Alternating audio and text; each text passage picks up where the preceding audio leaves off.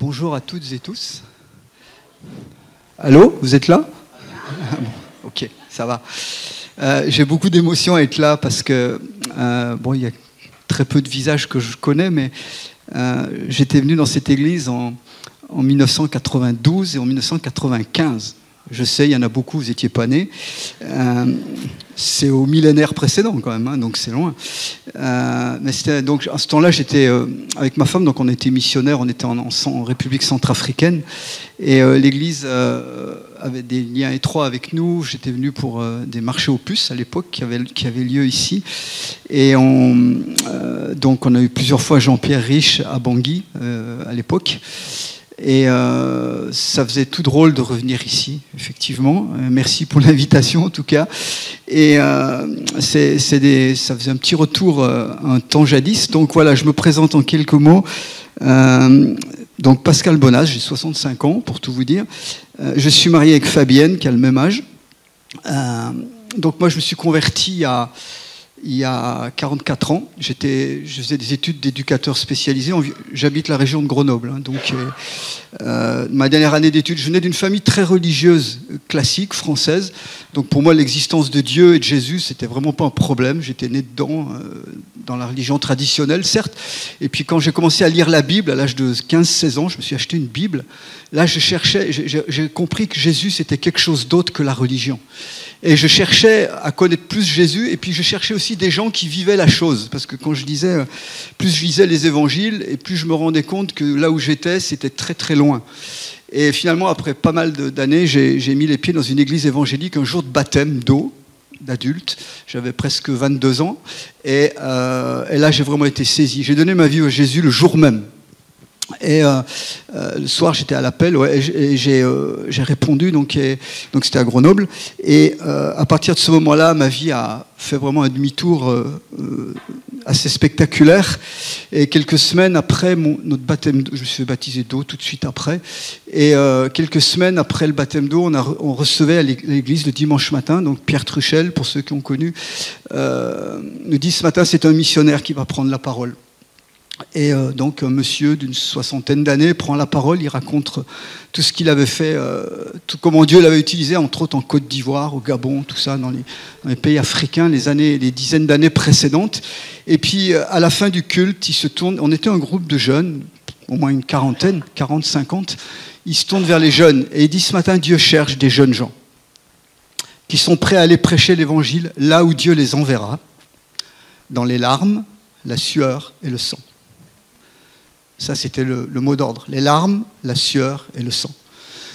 J'ai appris bien des années plus tard que c'est le message que Winston Churchill a lancé aux jeunes Anglais en 1940, quand les nazis menaçaient d'envahir l'Angleterre. Donc il est allé dans les mines, il est allé dans les camps de jeunes pour recruter. Bref, j'ai répondu à l'appel, tout tremblant, je ne savais pas ce qui m'arrivait, mais je savais deux choses, c'est qu'un jour je ne serais plus éducateur spécialisé, mais que j'irais prêcher l'évangile et que j'irais en mission. Et que c'était l'Afrique. Enfin, voilà. Et quand je suis allé demander Fabienne en mariage, elle m'a regardé, elle m'a dit, enfin elle m'a pas répondu, mais elle m'a écrit une lettre quelques jours plus tard, et elle m'a dit, voilà, j'ai repris des études pour être missionnaire en Afrique. Donc ça c'est du non négociable. Si tu es pas prêt à partir, tu perds ton temps. Ça tombait bien, on avait le même appel et en plus au même endroit. Si j'avais été appelé en Chine, ça aurait été un peu problématique. Donc, on est mariés, on a 40 ans de mariage, 41 bientôt. On a eu 6 enfants en route. Et on a donc passé 18 ans en Afrique, République centrafricaine, Tchad et Congo-Brazzaville. Bref, ça fait 20 ans qu'on est revenu en France. Et qu'on travaille aujourd'hui, on est revenu à Grenoble, dans la région. Mais surtout, depuis 6 ans, on a carrément laissé le travail local. On est allé habiter à Lyon dans une implantation d'église. Et ensuite, on est revenu à la campagne. Et notre travail principal a 2 directions. Donc moi, je suis ministère itinérant. On est mentor pour à peu près une quinzaine de couples, de jeunes couples qui soit des implanteurs d'églises en France, des jeunes donc, qui implantent des églises, soit des jeunes qui reprennent le pastorat derrière un pasteur aîné, hein, qui font la transition. C'est une majeure partie de notre travail d'accompagner, de former aussi. Et puis on a gardé une fibre missionnaire, donc on travaille avec une mission qui s'appelle Frontiers, qui envoie des gens dans des pays musulmans fermés. Donc on prépare des gens donc, qui ont un métier, qui ne vont surtout pas, de toute façon on ne les laisserait pas rentrer avec un visa missionnaire. Donc on envoie des gens dans des pays africains, en Asie. Actuellement on suit à peu près 6 couples, plus une jeune femme célibataire qui est au Maghreb. Donc des gens qui sont dans des pays fermés, qui ont un métier, on appelle ça des faiseurs de tentes, et qui discrètement travaillent dans l'évangélisation, dans la mise en place de groupes de maisons cachées. C'est tout du travail qui est souterrain. Et j'aimerais vous dire quand même, je vous parle de ça parce que Dieu est en train de faire des choses extraordinaires dans le milieu musulman. Allô ? Je répète, Dieu est en train de faire des choses extraordinaires dans le milieu musulman. On n'est pas très au courant en France, parce que les médias nous donnent d'autres regards sur ce qui se passe. Ce que je vous dis là, c'est sûr que ça passe pas au journal de 20h, ni sur BFM TV, c'est très discret. Mais j'étais par exemple, je vous donne juste un témoignage, on avait une jeune femme, donc quand j'étais encore à Grenoble, qui était en mission, avec Jeunesse en mission en Éthiopie, et elle était donc dans la capitale, mais au sud du pays, elle est allée visiter un endroit où un vendredi midi à la prière des musulmans, Jésus est apparu dans une mosquée à 450 personnes. Et dans ce village-là, il y avait un missionnaire éthiopien qui travaillait depuis des années, qui était complètement rejeté, marginalisé, persécuté. Et en pleine prière, pendant donc la prière musulmane, c'est Jésus qui apparaît. Du coup, les gens se sont dit « Ah, mais il faut qu'on aille voir ce gars-là, parce qu'il va nous dire la suite. » Et donc, il y a eu un mouvement de conversion impressionnant. Il y a des endroits du monde actuellement où il y a des mouvements souterrains.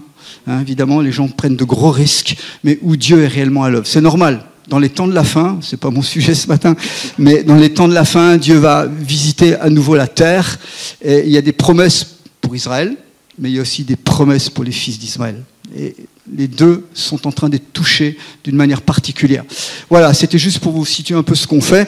Mais ma thématique ce matin est très différente. Ça va s'afficher, normalement. Je dois le voir ici, c'est superbe, c'est bien fait. Étendre nos limites. Je voudrais vous conduire. J'ai été très, très touché, on a passé la soirée ensemble, très touché. C'est évident que vous devez pousser les murs. Ah, il faut faire quelque chose, quoi. Je vois même des gens dans le couloir au fond. Voilà. Donc, je sais qu'il y a des projets de ce côté-là. Mais ce que je voudrais, ça m'a confirmé hier soir ce que j'avais sur mon cœur. À toute nouvelle saison dans une église, il faut adopter des nouveaux modes de pensée. C'est là-dessus que j'aimerais aller ce matin. Il faut entrer dans des choses nouvelles et Dieu nous prépare pour ça. C'est pour ça que j'ai appelé ça étendons nos limites. Et on va se focaliser sur un chapitre du Nouveau Testament qui est le chapitre 10 des Actes des Apôtres. Et je vous situe le contexte. Donc j'ai écrit le chapitre 10 et 11 du livre des Actes des Apôtres, donc démontre un processus pour accueillir ce que Dieu veut faire de nouveau dans son Église.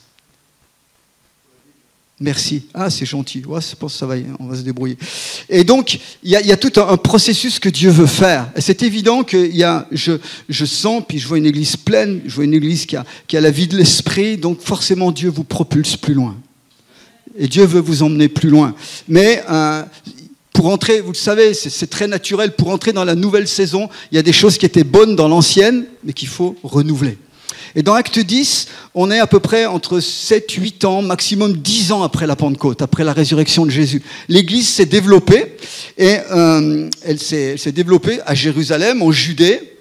Elle s'est développée, on va dire, au milieu du peuple juif, jusqu'ici. Et le chapitre 10 met en scène deux personnages, surtout. Il est dit que, je lis, on peut afficher le suivant, au verset 3, il nous est dit qu'il y a un homme qui s'appelait Corneille. Donc c'est un Romain, c'est un chef de l'armée romaine, un centurion, un centenier. Si vous avez lu Astérix, vous voyez ce que c'est qu'un centenier, c'est un gars qui est chef de sang, en gros. Et donc c'est un gradé de l'armée romaine. Et il est dit, c'est un homme qui cherchait Dieu. Comprenez bien, il venait du milieu romain, donc complètement païen, avec leurs idoles, leurs dieux multiples, leurs temples, mais il cherchait le vrai Dieu. Et il dit qu'il faisait des prières, il faisait des aumônes, et à un moment, il est dit qu'en plein après-midi, à 3h, Corneille vit clairement dans une vision un ange de Dieu qui entra chez lui et qui lui dit « Corneille », il l'appelle par son nom. Et le texte continue, l'ange lui dit, tes prières et tes aumônes sont montées devant Dieu et il s'en est souvenu. Waouh, ça nous montre que, qui que nous soyons, dans quelque milieu qu'on ait pu grandir, évoluer, dès l'instant qu'un cœur cherche Dieu sincèrement, Dieu répond. Et il a des manières tellement multiples. Le chapitre 10 des Actes, c'est un de mes chapitres préférés, je dois vous le dire. On a dans ce chapitre un catalogue non exhaustif, mais de la manière dont Dieu est capable de se révéler aux hommes. Ici, c'est spectaculaire, une vision, un ange. On va voir qu'il va y avoir d'autres manifestations un petit peu plus loin. Mais j'aimerais vous dire que ce n'était pas seulement réservé au 1er siècle. Dieu parle encore comme ça aujourd'hui. Amen. Je parle à des charismatiques, donc vous êtes branchés sur la question.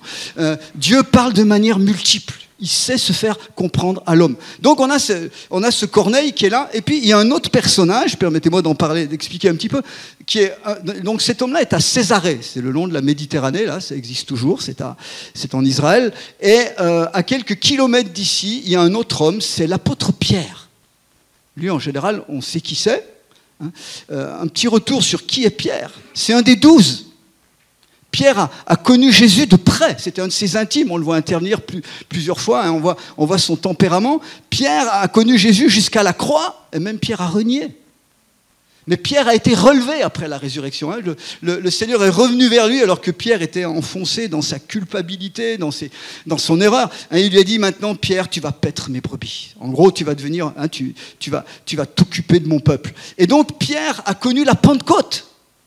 Pierre est utilisé de façon spectaculaire le jour de la Pentecôte. Il prêche, il y a 3000 conversions. Oui, il pêchait aussi, c'était un pêcheur avant. Mais il prêche ce jour-là et 3000 conversions. Puis on le voit dans tous les chapitres qui suivent. C'est quand même impressionnant. Écoutez, le gars, il passait dans la rue, son ombre guérissait les malades. Quand même. Et Pierre, donc, est l'un des hommes que Dieu utilise dans la première église. Et dans le chapitre d'avant, donc le chapitre 9 des Actes, il guérit, il ressuscite une femme qui était morte. Donc, très connu. Et là, il est à quelques kilomètres, donc il est à Jaffa, Tel Aviv, Jaffa aujourd'hui, toujours sur la côte méditerranéenne, à quelques kilomètres de là. Et il nous est dit, si on peut avancer, il est dit au chapitre, toujours dans le même chapitre, un peu plus loin, c'était l'heure de midi, donc, pendant qu'on lui préparait à manger, Pierre tomba en extase. Encore une révélation. Il n'a pas pris une petite pilule, rassurez-vous, pour se shooter. Non, tout d'un coup, le réel disparaît et il a une vision. Il vit le ciel ouvert. Un objet semblable à une grande nappe, attaché par les quatre coins, qui descendait et s'abaissait vers la terre. Et à l'intérieur se trouvaient tous les quadrupèdes et reptiles de la terre, ainsi que les oiseaux du ciel. Une voix lui dit, Pierre, tue et mange. Alors, c'est là qu'il faut comprendre. Pierre, il est rempli du Saint-Esprit. C'est un homme de Dieu utilisé de façon extraordinaire, aussi bien pour prêcher que pour des miracles, que pour des guérisons. Mais Pierre reste un homme. C'est un juif de culture. En suivant Jésus, en devenant un des acteurs principaux de la première église, Pierre est resté avec sa culture, avec tout son arrière-plan. Et en tant que juif, Pierre ne mange pas certains animaux. C'est dans la loi. Donc il y avait la loi de juive distinguait les animaux purs et impurs. Donc Pierre ne mange pas. Et là, quand la voix lui dit, donc c'est quand même une voix du ciel, ça ne vient pas de n'importe où. Et il dit, Pierre, tue et mange. Pierre dit, jamais. Jamais du tout, je vais manger ça. C'est impur, j'en mange pas. 3 fois, la voix lui répète, Pierre, tue et mange. Et la vision se retire, la nappe remonte au ciel. Et il est dit, verset suivant, je saute, je paraphrase, comme Pierre était en train de réfléchir sur la vision. Pierre comprend qu'il y a un message de Dieu là, mais il n'arrive pas à décompter. Il n'arrive pas à discerner qu'est-ce que Dieu est en train de lui dire. Or, qu'est-ce qui se passe pendant ce temps-là? Corneille, donc, a eu une vision de l'ange. L'ange lui a dit, Corneille, Dieu a entendu tes prières. Tu vas envoyer des hommes chercher un certain Pierre, Simon Pierre, qui est à quelques kilomètres de là, à Jaffa, et tu vas le chercher, tu lui dis de venir, et il te donnera la suite du programme. Et Corneille a obéi, il a envoyé des hommes. Donc, il est dit que, donc on est 24 heures plus tard à peu près, hein, et donc pendant que Pierre est en train d'attendre son repas et qu'il a cette vision, les hommes envoyés par Corneille arrivent dans la maison. Ils ont trouvé Pierre. Hein, et donc, pendant qu'il était en train de réfléchir, l'Esprit lui dit, donc vous voyez, l'Esprit de Dieu est capable de parler à quelqu'un hein, qui est en Christ, et il lui dit, il y a des hommes qui te demandent ici, descends et pars avec eux sans hésiter. On se croirait dans un film, hein, il y a deux choses parallèles, là, puis tout d'un coup, il y a deux histoires qui se croisent. Mais qu'est-ce que ça veut dire? Et je peux imaginer qu'est-ce qui se passe dans la tête de Pierre cet après-midi-là, la soirée, parce que les hommes vont, comme la journée est déjà avancée, il y a quand même une journée de marche ou une demi-journée, ils vont dormir sur place, et le lendemain, ils partent ensemble, donc chez Corneille à Césarée. Mais qu'est-ce qui se passe? J'imagine ce qui a pu se dérouler un petit peu dans la tête de Pierre, en tant qu'homme de Dieu. Il est en train de comprendre qu'au travers de cette histoire d'animaux purs et impurs, c'est juste une image. Dieu est en train de lui montrer que justement, il n'y a plus ni pur ni impur. Il est en train de lui faire passer un barrage qu'il y avait dans sa conception, dans sa culture même religieuse, où il y avait cette distinction pure et impure, parce que les Juifs en avaient déduit que, puisqu'il y avait des animaux purs et impurs, il y avait aussi des gens purs et impurs. Et donc, de ce fait-là, un juif n'allait jamais dans la maison d'un païen. C'était interdit pour lui. C'était absolument pas question qu'un juif mette les pieds dans une maison d'un non-juif parce que ça allait le souiller rituellement. Donc Pierre était habité par tout ça. C'était vraiment... Et c'était devenu... Dieu est en train de lui montrer que c'est devenu un blocage.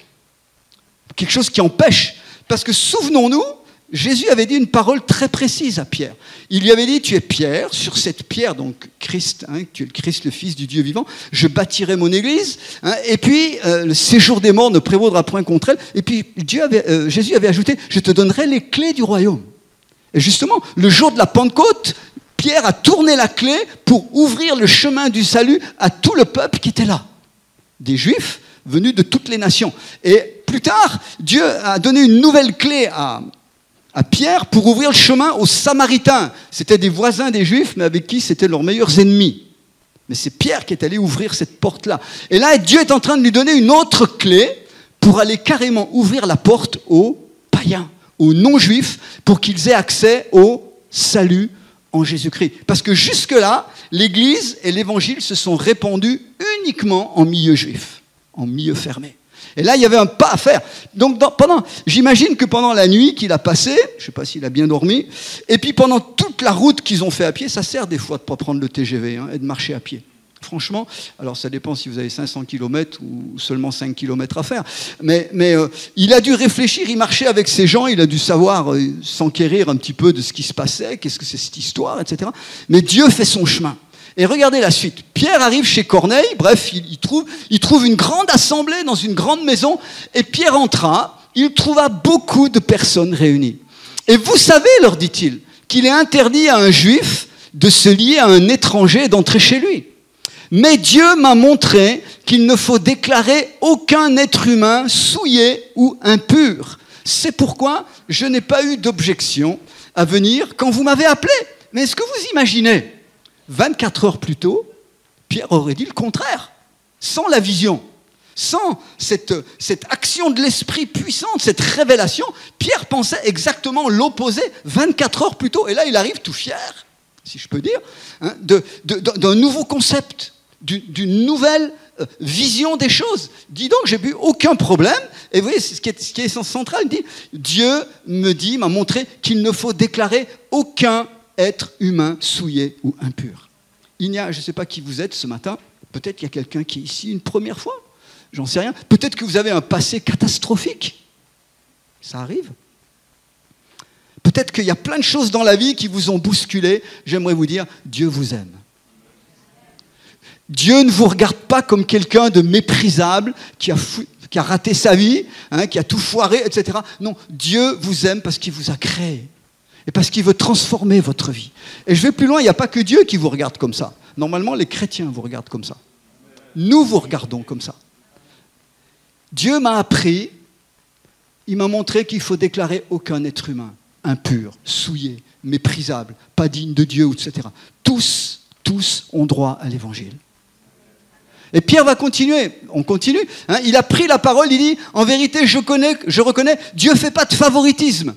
Et que tous, dans toutes les nations, celui qui le craint et qui pratique la justice lui est agréable. Est-ce que vous voyez en quelques heures comment l'horizon de Pierre s'est ouvert? Pourtant, Jésus leur avait bien dit, vous allez recevoir le Saint-Esprit, vous serez remplis de la puissance du Saint-Esprit, vous serez mes témoins à Jérusalem, dans la Judée, jusqu'aux extrémités de la terre. Le message était clair. Mais il y avait des blocages dans sa tête, et pas que la sienne, dans la tête des 12 apôtres et de tous les juifs qui étaient autour de lui. Il y avait un blocage sérieux, parce que, pour eux, ils voulaient rester avec les copains. Ils voulaient rester avec les gens de leur milieu, et ce n'était pas par méchanceté, c'était par éducation. C'était simplement parce que c'était dans leur principe à l'époque. Et là, il y a quelque chose qui a sauté. Donc Pierre va, j'abrège la fin du chapitre, Pierre va prêcher l'évangile à toute cette foule. C'est la première fois dans la Bible, clairement, que quelqu'un prêche l'évangile à toute une foule de non-juifs. Donc des gens païens qui croyaient en toutes sortes de trucs qu'on n'imagine même pas, puisque si vous connaissez un peu les dieux romains, c'était affreux avec des sacrifices, etc.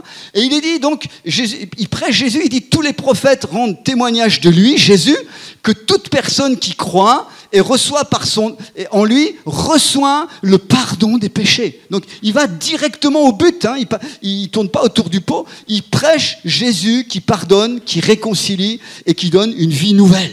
Ce matin, l'évangile, je le rappelle, c'est pas une question de changer de religion, c'est pas une question de changer simplement de rituel ou de prendre un autre habit religieux. C'est un changement de cœur, un changement de personne à l'intérieur de nous-mêmes. Et il est dit que pendant que Pierre parlait, le Saint-Esprit descendit sur tous ceux qui écoutaient la parole. Waouh! Ils sont baptisés dans le Saint-Esprit en même temps qu'ils se convertissent. Hein, puisque Pierre va dire, maintenant qu'ils sont baptisés dans l'Esprit, on va les baptiser dans l'eau. Quoi. Normal. Mais ils ont fait les choses à l'envers. C'était un jour de promotion du ciel. Il y avait tout. Il y avait le Pâques le même jour. Nouvelle naissance, baptême dans l'Esprit, baptême d'eau. Tout en même temps. Amen. Mais derrière ça, qu'est-ce qu'on doit comprendre? Donc, à partir de ce moment-là, l'évangile va faire des progrès énormes. Parce que les premiers païens, les premiers romains convertis, hein, et ça va engendrer tout un mouvement de croissance d'église. L'enjeu de l'événement, merci, c'était qu'il fallait ouvrir l'accès à l'évangile et au salut des non-juifs. Mais pour ça, pour entrer dans cette nouvelle étape du plan de Dieu, il fallait que dans le cœur et dans l'esprit de Pierre, il y ait vraiment quelque chose qui change. Et dans nos vies, c'est pareil. Dans nos vies, il y a des moments, il y a des saisons dans nos vies. Moi, j'aime beaucoup dire ça. Nous, je dirais qu'avec notre vie missionnaire à plusieurs étages, on a connu plein de saisons différentes. Hein, là, je vous disais tout à l'heure en quelques mots où on en est aujourd'hui. Mais ça n'a pas toujours été comme ça. Et il y a eu tout un process qui s'est fait. Mais à chaque nouvelle saison, c'est important d'entrer dans de nouveaux concepts. Dans une nouvelle... C'est pas que la Bible change. Elle est la même, c'est pas que les fondations changent, mais c'est la manière de voir les choses, de se laisser transformer. On va le voir, la Bible parle de la transformation. Soyez transformés dans votre intelligence, dit l'apôtre Paul. Hein. Soyez renouvelés dans votre pensée, dans nos systèmes de pensée, parce que c'est là que ça commence.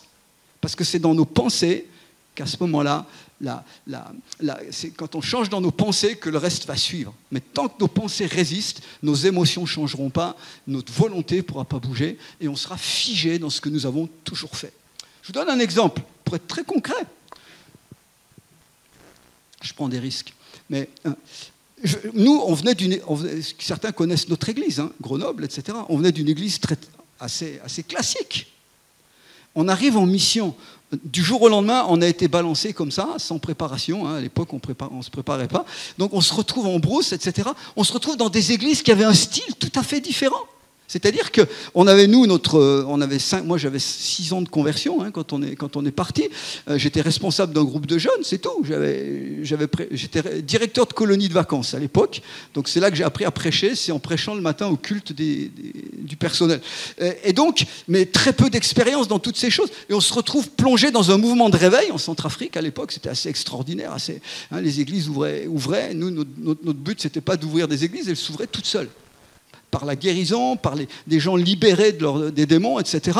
Le but, notre rôle, c'était vraiment de former des anciens pour diriger les églises et de former des ministères. Mais c'était tout un changement sur la notion d'église.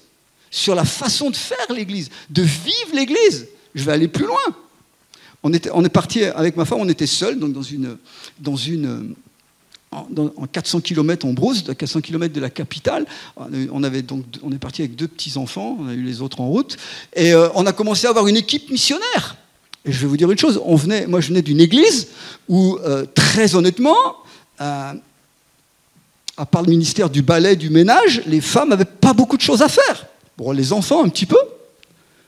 Et là, je me suis retrouvé avec des missionnaires qui allaient femmes, parce qu'il faut savoir quand même que dans le monde missionnaire, 2 tiers sont des femmes. Donc soit des femmes mariées avec leur mari, soit des femmes seules, beaucoup plus, très peu d'hommes seuls.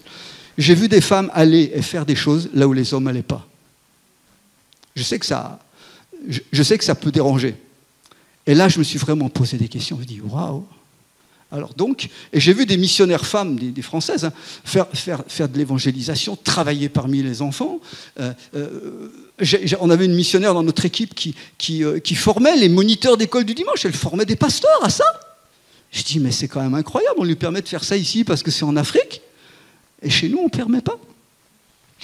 Je me suis dit, là, il y a des choses peut-être à revoir, etc.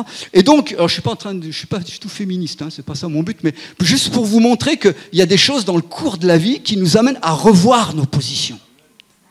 Et à se dire, mais que dit vraiment la Bible ? Et comment on va le vivre dans le temps présent ? Comment on va matérialiser ces choses-là ?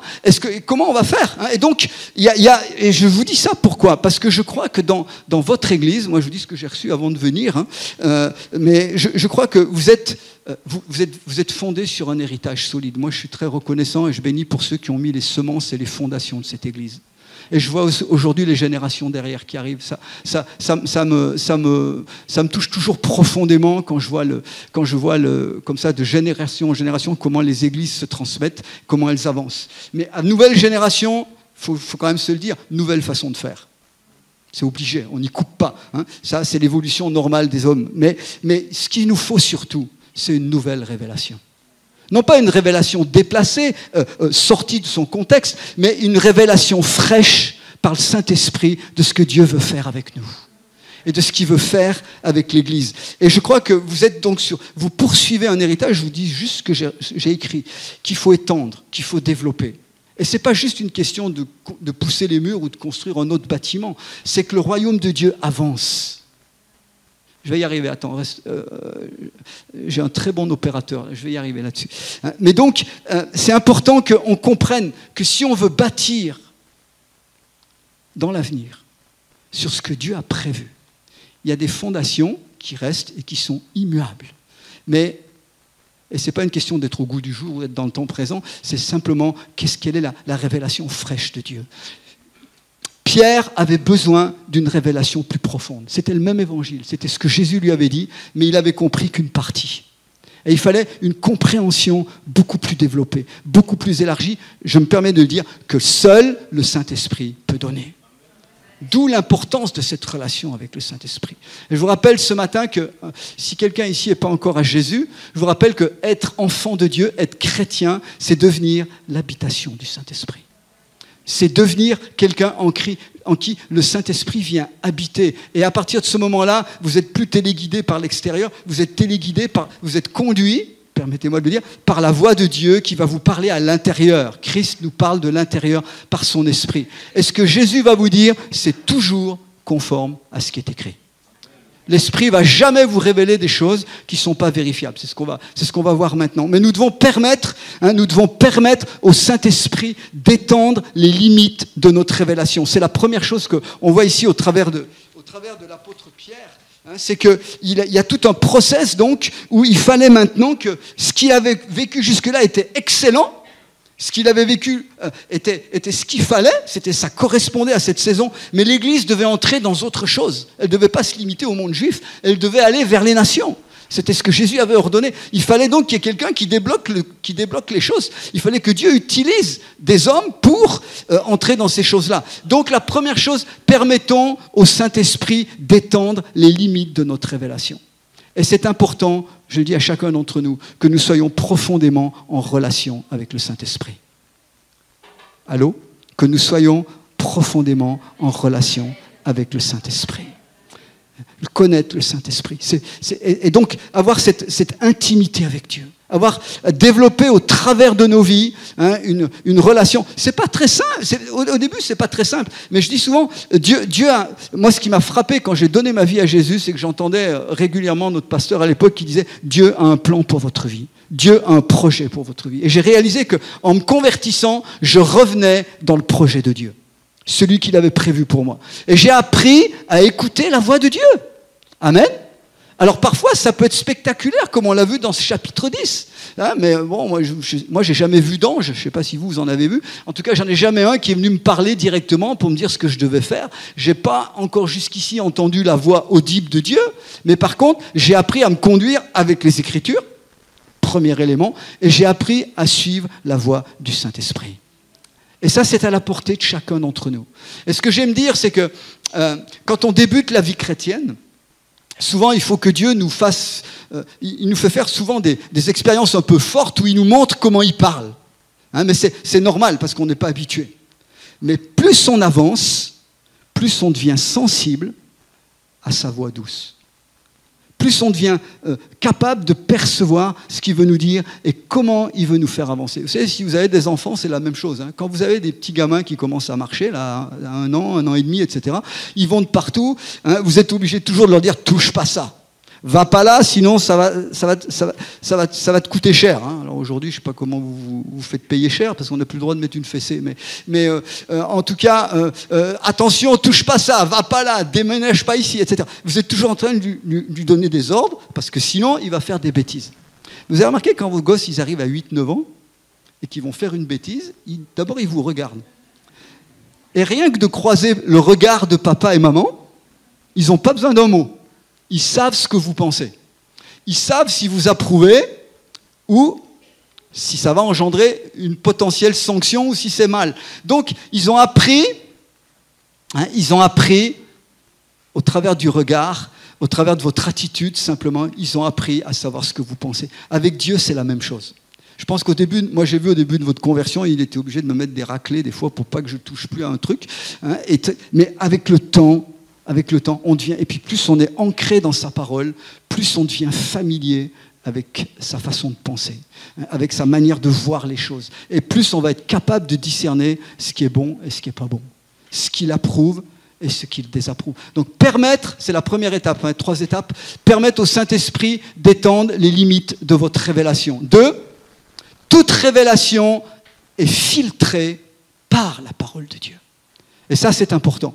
Je lisais encore, je venais en train, j'ai un gros bouquin là que je lis en ce moment, et je lisais un article justement sur les dérives des courants prophétiques. Et vous savez qu'il y a des gens qui écrivent beaucoup là-dessus. Il y a des gens qui écrivent beaucoup sur le prophétisme, etc. Et puis vous en avez d'autres qui écrivent beaucoup sur les dérives et pour mettre en garde. Il faut les deux. Mais c'est instructif de lire les choses qui ont dérivé et qui ont mal tourné. Parce qu'on voit qu'à un moment, les choses étaient bonnes au départ et puis parfois insensiblement, parce qu'il y a un manque de discernement, parce qu'il y a un manque de contrôle, et je dirais de contrôle uniquement par la parole. Ce n'est pas histoire de contrôler les manifestations ou les paroles prophétiques, mais c'est de vérifier, le Seigneur nous a bien dit, de discerner. Il a dit de peser les révélations, de peser la prophétie et toute autre forme de révélation. Donc on voit que Pierre donc, a eu le ciel ouvert, il a eu une révélation. Et puis, il a entendu la voix de Dieu, il a entendu tue et mange, mais il a pu filtrer, il a pu réfléchir, il a pris le temps d'analyser. Et c'était uniquement, rappelez-vous qu'à l'époque, il n'avait que l'Ancien Testament. Il n'avait pas ce qu'on a aujourd'hui, mais il a compris que Dieu était en train de le faire, sur ce que Jésus lui avait dit, sur ce qu'il avait vu avec Jésus, il a compris que Dieu était en train de le faire entrer dans autre chose. Donc il faut avoir le ciel ouvert, il faut avoir la révélation au départ, une relation avec Dieu, mais la révélation va toujours être confirmée, filtrée par la parole de Dieu. Ayons une lecture dynamique des Écritures. Je ne sais pas comment vous lisez la Bible. J'espère que vous la lisez. Je sais que ce n'est pas évident. Je vais vous dire, si quelqu'un ici n'a pas l'habitude de lire la Bible régulièrement, je vais te donner un conseil. Commence par te donner un challenge. C'est les vacances, là, non ? Ouais, vous allez peut-être prendre des vacances, je ne sais pas. Mais si tu lisais la Bible 5 minutes par jour, 5 minutes, Ce qu'il y a, c'est qu'il faut que tu cadres. C'est soit un moment de la journée où tu es sûr que tu vas être tranquille. Et je suis sûr que si tu lis 5 minutes la Bible par jour, pendant quelques temps, tu auras bientôt envie d'en lire 10 minutes. Et tu sauras trouver le temps. Et c'est cette parole qui va construire ta vie. C'est cette parole, c'est sur le fondement de cette parole que Dieu pourra te révéler ce qu'il veut. La lecture de la Bible est dynamique. Moi, ça fait 50 ans, plus de 50 ans que je lis la Bible. Je découvre des choses nouvelles chaque fois que je relis les livres. C'est incroyable. Ce n'est pas un livre statique.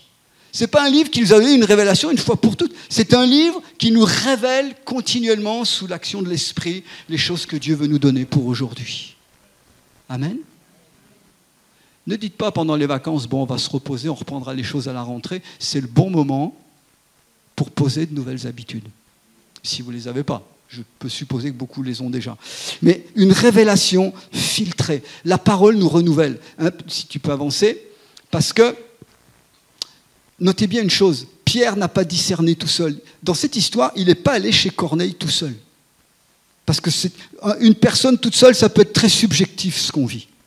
Puis après, on revient en arrière, et puis les gens peuvent nous dire « Ouais, mais tu t'es fait embobiner, tu as été victime de l'ambiance, tu t'es fait prendre, etc. » Pierre est allé avec 6 personnes quand il est allé chez Corneille. Hein, il savait que c'était un pas important parce qu'il était entouré de gens juifs qui n'étaient pas aussi avancés que lui dans la révélation.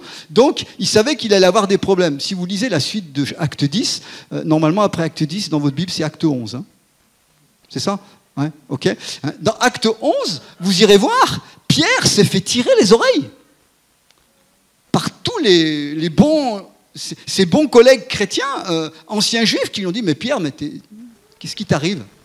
Hein, t'as dévissé là. Qu'est-ce que tu es allé faire chez des païens ?» Et il a fallu qu'il se justifie. Et Pierre n'était pas seul, il avait pris 6 personnes avec lui. C'est important, quand on veut entrer dans une nouvelle phase, que ce soit sur le plan personnel de nos vies, que ce soit sur le plan de l'Église, comme je vous en parlais tout à l'heure, c'est important qu'on discerne à plusieurs. Peut-être des personnes vont être plus avancées, et surtout dans une conduite d'Église. C'est peut-être le pasteur ou quelqu'un qui va recevoir plus la vision, etc. Mais elle doit être partagée. Elle doit être approuvée, filtrée par les autres.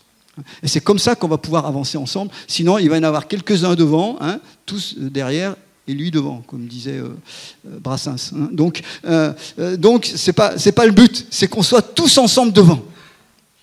C'est important hein, de comprendre ça. Pierre il s'est pas fait avoir là-dessus. Il a discerné avec d'autres. Et puis le 3e point, donc, c'est une mentalité transformée. Si on peut avancer.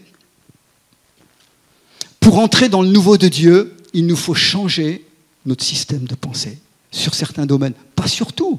On ne va pas tout renier, c'est pas ça. Mais il y a des choses dans lesquelles Dieu nous demande d'avancer. Moi, je peux vous dire que de revenir, après avoir passé 18 ans en Afrique, franchement, on pensait qu'on allait y passer notre vie. On était tellement bien. Nous, on aime le soleil, on était contents. Heureusement que je n'ai pas été envoyé au Groenland comme missionnaire, sinon j'aurais énormément souffert. Mais on était bien, et puis on avait du boulot. On voyait des choses se faire, etc. Les dernières années, j'étais directeur d'école biblique au Tchad, à N'Djamena. On formait des jeunes pasteurs, donc certains pour les églises existantes, mais surtout on formait des gens, parce que la moitié du Tchad nord, c'est tout musulman. Donc on formait des gens pour les envoyer dans des villages, commencer à travailler dans le milieu musulman. C'était passionnant. Puis à un moment, le Seigneur nous a fait comprendre, il faut rentrer, votre temps est fini. Il a fallu 1 an déjà pour digérer le truc. Il dit, Seigneur, mais on va rentrer en France, on fait quoi ? Et on est revenu ici comme des étrangers, je vous dis honnêtement. Hein. Pourtant, on avait la peau blanche. Il y aurait eu une caméra cachée la première fois où j'ai pris ma carte bancaire, parce que je ne savais pas ce que c'était qu'une carte bancaire, où je suis allé prendre de l'essence avec la carte bancaire. Il y aurait eu une caméra cachée, ça aurait fait le tour d'Internet. Parce que je ne savais pas comment on faisait. Bref, mais ça c'est du détail. Mais se réhabituer à la mentalité. Se réhabituer à un autre style de vie. Et vous imaginez pas, parce que vous restez en France, mais quand vous quittez un pays 18 ans, quand vous revenez, tout a changé. Beaucoup de choses, pas seulement technologiquement, la mentalité surtout, la façon de vivre l'Église, etc. Mais Dieu nous fait entrer dans ces choses-là, sinon on est des gens désadaptés.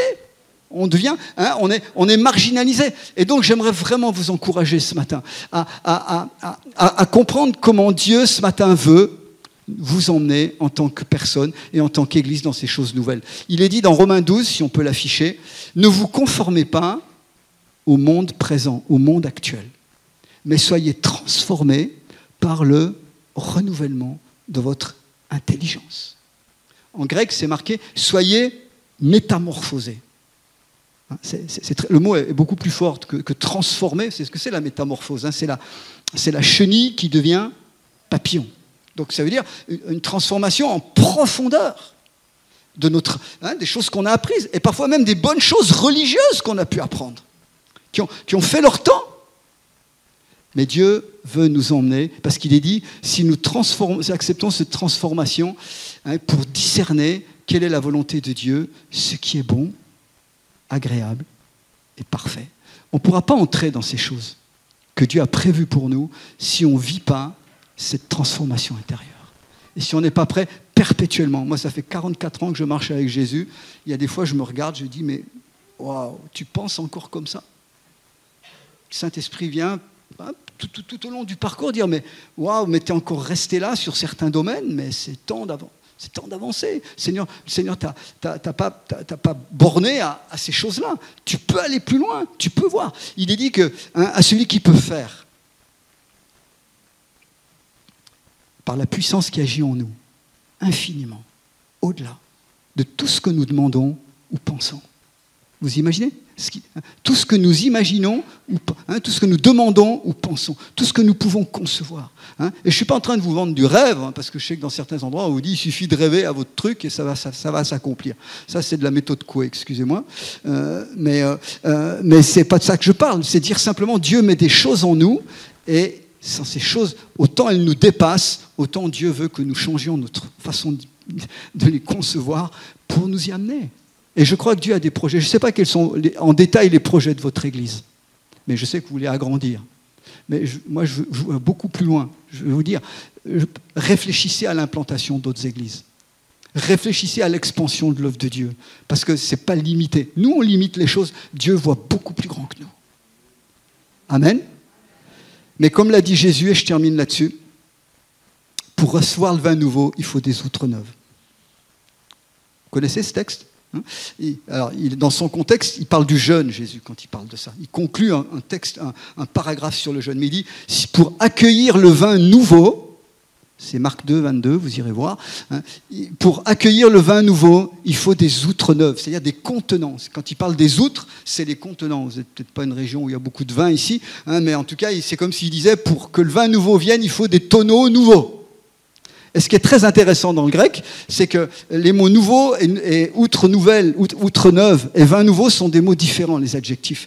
C'est comme si Jésus disait, pour mettre le vin jeune, quand il parle du Saint-Esprit, il faut des outres inédites. C'est-à-dire pas forcément des outres nouvelles qu'on a achetées au marché la veille, mais des gens qui ont été remodelés, inédits, qui ont une façon nouvelle d'accueillir les choses de Dieu. Ce n'est pas qu'ils ont changé physiquement, c'est tout simplement qu'ils ont accepté une nouvelle manière d'accueillir ce que Dieu est en train de donner. Et c'est ça que Dieu veut pour l'Église aujourd'hui en France. Ce que vous vivez, j'aimerais vous le dire, j'ajoute encore ceci. Comme je suis itinérant, j'ai fait un compte. Au début de l'année, il y a quelqu'un qui m'a dit mais tu visites combien d'églises par année ? Et je ne savais absolument pas. J'ai fait le calcul, j'ai pris l'agenda l'an dernier, j'avais visité 30 églises, à peu près.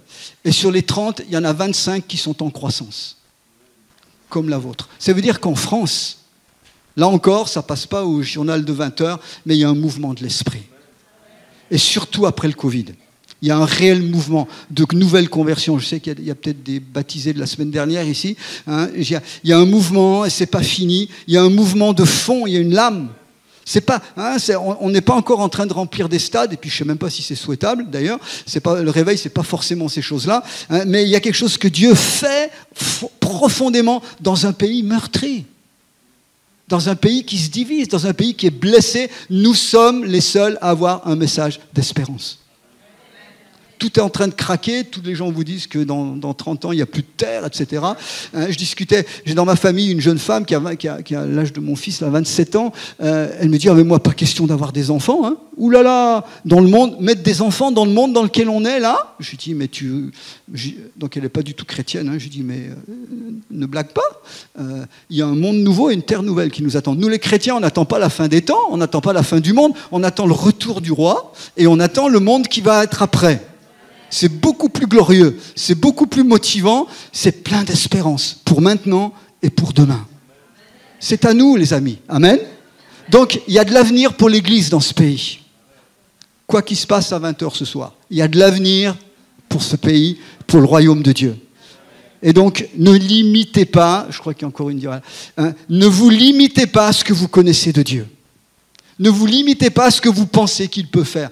Il a cette puissance pour faire infiniment au-delà. Infiniment. Vous savez, c'est grand l'infini, hein, surtout vers la fin. Donc, c'est très grand, c'est immense. Infiniment au-delà de ce que vous pensez ou demandez. Est-ce qu'on peut incliner nos têtes quelques instants? Quels sont vos projets de vie actuels? Je dirais à titre personnel, peut-être à titre familial. À quoi espérez-vous? Qu'est-ce que vous attendez de cette vie? Déjà pour vous. En quoi mettez-vous vos projets? En quoi investissez-vous pour demain? Nous sommes membres d'un royaume éternel que le Seigneur est en train d'étendre dans cette nation. Et veut se servir de nous. Et je bénis le Seigneur ce matin parce que vous êtes une église avec des fondations saines. Vous êtes une église qui avait traversé le temps. Je ne sais pas combien d'années d'existence, mais moi je l'ai vu il y a 30 ans. Vous avez traversé le temps et vous êtes en train d'avancer et de grandir. Et ma prière ce matin, en reconsidérant ce qu'on a vu au travers de l'apôtre Pierre, en voyant comment Dieu a tout d'un coup fait progresser sa mentalité en quelques heures. Comment il est passé d'un ancien concept à un tout nouveau, qui était beaucoup plus large, qui était un message universel pour tous les hommes. Comment son arrière-plan juif, limité, légaliste, a tout d'un coup été explosé pour en faire un homme de cœur pour toutes les nations. Et ce matin, nous prions. Parce que Seigneur, nous ne voulons pas nous limiter à ce que nous pouvons penser nous, à ce que nous pouvons imaginer nous-mêmes simplement, mais nous voulons des projets, Seigneur, qui sont à ta mesure. Nous voulons une vision qui est à ton échelle à toi, aussi bien pour nos propres vies,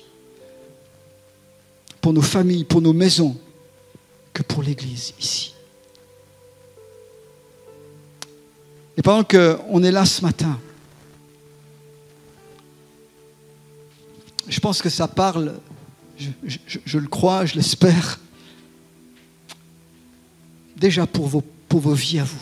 Il y a quelqu'un ici encore, hein, je me permets de réinsister là-dessus, mais il y a des personnes ici, je crois que c'est le jour aujourd'hui où Dieu vous demande réellement de vous lever pour lui. Je ne vais pas vous demander de vous lever, c'est pas ça mais intérieurement, de lui dire oui, de prendre un engagement. De ne pas simplement fréquenter l'église ou assister à des rencontres, c'est bon, ça fait partie, mais surtout un engagement de cœur et au quotidien. Et j'aimerais dire à une personne ici, il y a quelqu'un ici, quand vous regardez votre passé, il y a eu des choses qui n'étaient pas franchement bonnes, pas glorieuses. Vous avez été abîmés. Vous vous êtes demandé longtemps, mais est-ce que Dieu peut faire quelque chose vraiment pour moi? Est-ce que Dieu va m'accepter tel que je suis, avec toutes les comment appeler ça, les choses cabossées qu'il y a dans ma vie, avec tout aussi là où j'ai eu ma responsabilité. Parfois, vous avez été abîmés par d'autres, mais il y a aussi vos propres choix.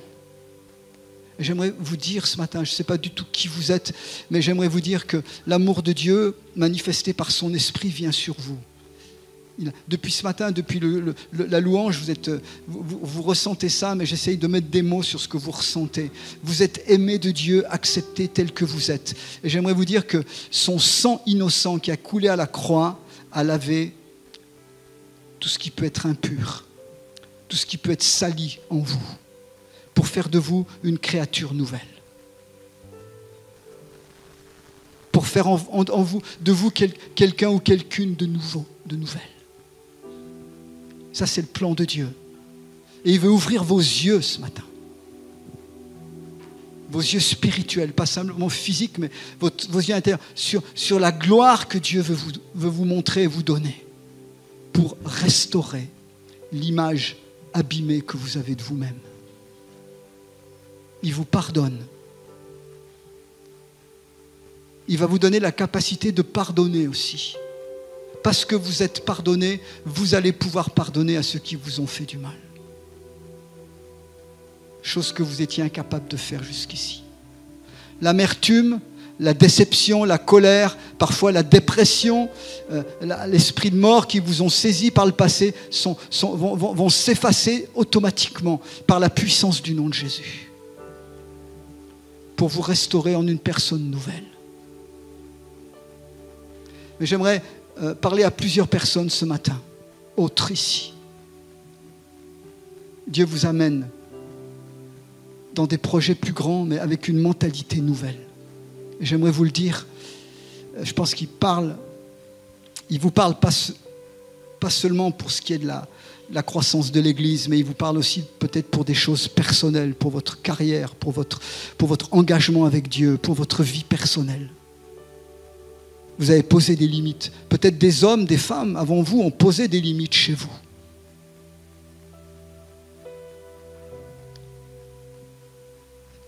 Il y a quelqu'un ici, c'est ton éducation qui a posé des limites.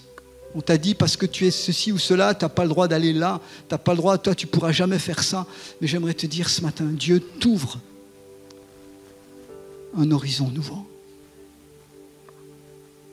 Une porte s'ouvre sur l'avenir.